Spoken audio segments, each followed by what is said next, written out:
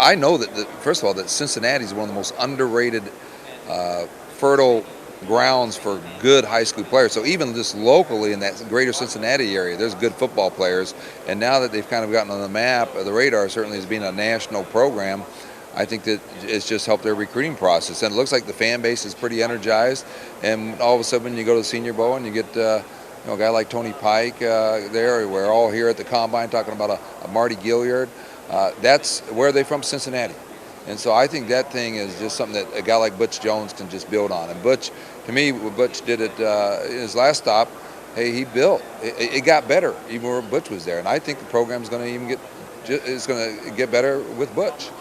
What are you hearing about, you saw Tony Pike and Marty Gilliard at the Senior Bowl. Their stock is rising, I guess?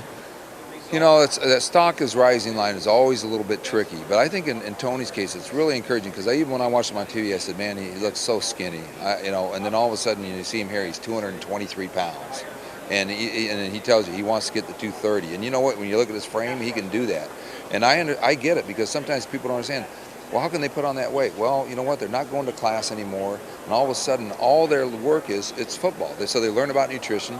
They get a little more serious about lifting weights. They get stronger, and the reason you need that weight without making it bad weight is because you're going to get smacked. You're going to get hit.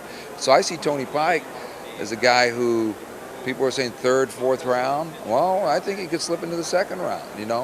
I got big hands, all those things. Gilliard's just a guy, and as Tony said, you get a versatile guy who can return kicks and catch balls and be a game breaker. A lot of teams are looking for those type of guys. The guys here are looking for good football players, but they also want good character guys. UC has been putting out good kids. Connor Barwin last year and these two kids this year. Yeah, it's really funny because I've never really been around Tony until at the Combine. And that was one of the things I wrote down. I said, this is a good kid. And I think he has his priorities straight. It'll be interesting with some teams when he actually says, hey, faith, family, and then football. It's the 3 F's. But he said they were in that order. And I think that I've seen players who have those things in priority who are great football players. And I've heard good things about Marty off the field as well. And so, those are the character things. Listen, we know that you can get docked for being a bad character. We also know that being a good character is going to help you if you have, obviously, the football skills to do this.